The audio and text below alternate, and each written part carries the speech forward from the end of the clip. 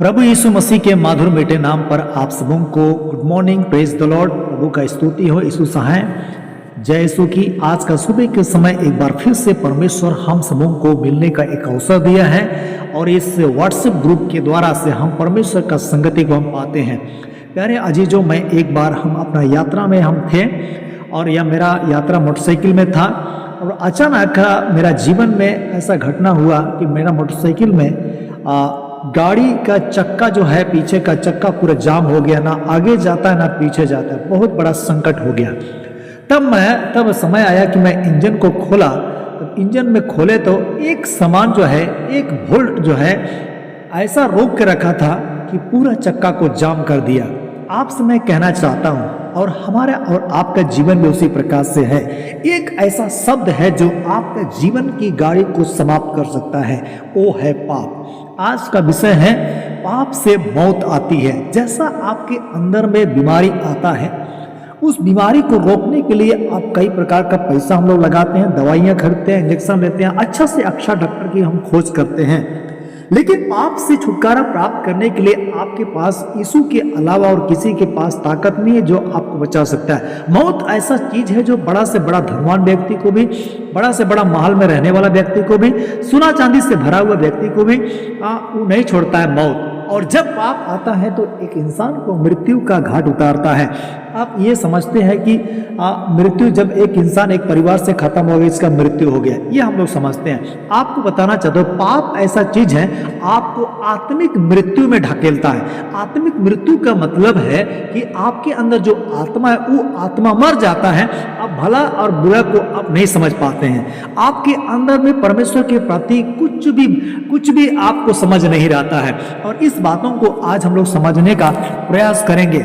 लूका रचित सुसमाचार उसका 15 अध्याय उसका 32 पद में लिखा है, परंतु आप आनंद करना और मगन होना चाहिए, क्योंकि यह मेरा भाई मर गया था, फिर जी गया, खो गया था, अब मिल गया।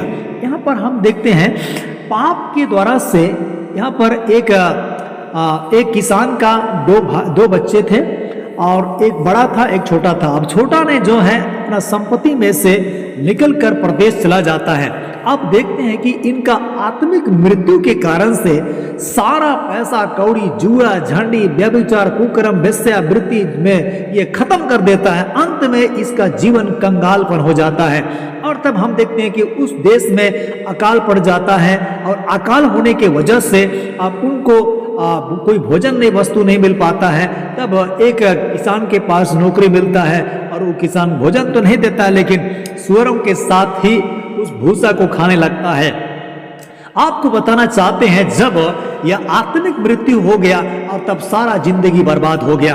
और तब हम देखते हैं कि यह भाई जब सुअरों के साथ भोजन करता, तब याद आया कि मेरा पिताजी का घर में इतना अच्छा दासी लोग अच्छा अच्छा खाना खाते और हम यहाँ पर भूसा खा रहे हैं। तब वहां से फिर आत्मिक तरीका से वो अपने पापों का एहसास होता है और कहने लगता है कि मैंने पिता के विरोध में, मैं स्वर्ग का परमेश्वर के विरोध में, मैंने अपने परिवार के पिता के विरोध में हमने बहुत बड़ा गुनाह कर दिया। मैं आप पिता के पास जाऊंगा और मैं कहूंगा, स्वर्ग के परमेश्वर, आपके विरोध में पाप किया हूं, मुझे क्षमा कर दो। और अपने घर में मैंने बच्चे के समान तो नहीं, एक दासी के समान हमको रख ले।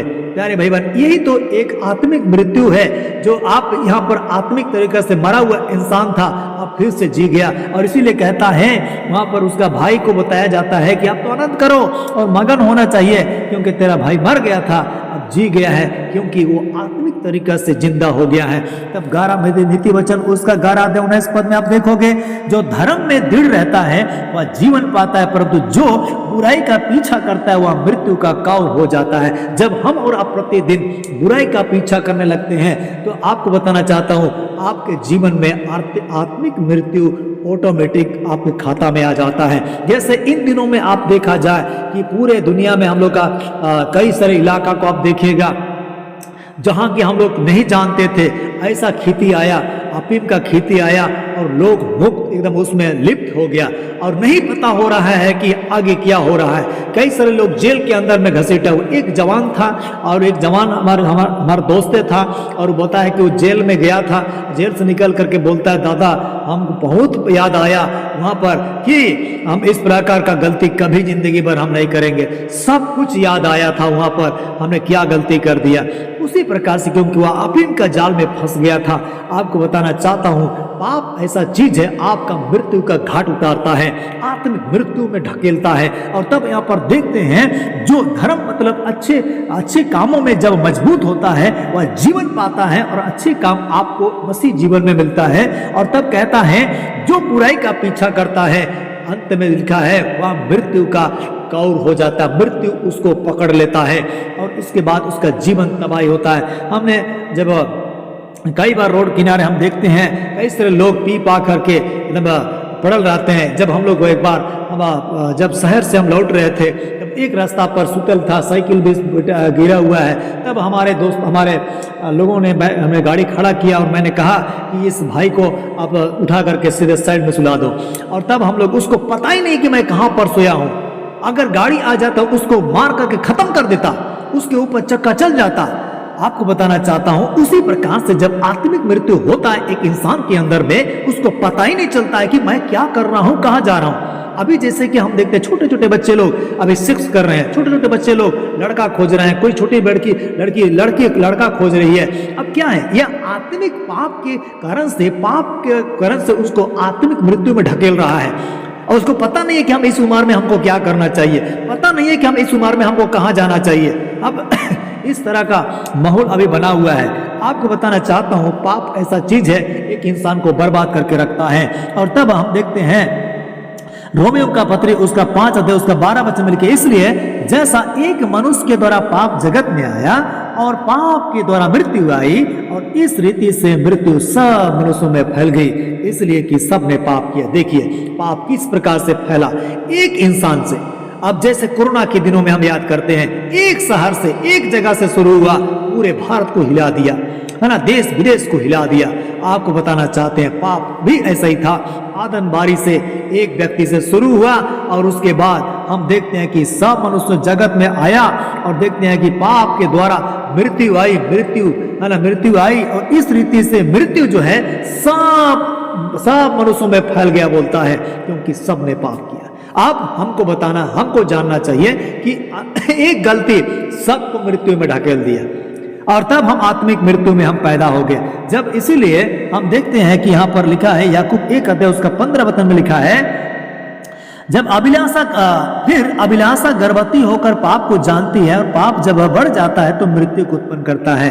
जब हम देखते हैं कि जब आपके अंदर में पाप बढ़ जाता है, डिप्रेशन बढ़ जाता है, तब आपके अंदर में मौत को उत्पन्न करता है। जैसे कि हम अगर उदाहरण देंगे, जैसे हम कोई जवान लड़का और लड़की जब वो लोग प्रेम जाल में फंस जाते हैं और जब उन लोग अगर किसी का प्यार टूट जाता है, जब किसी के साथ मन मुटाव हो जाता है, उसको अगर किसी लड़का के पास अगर लगाव था तो दोनों का डिप्रेशन हो जाता है और उसके बाद कोई जहर खा लेता है, कोई आत्महत्या कर लेता है, कोई अपने आप को मार लेता है।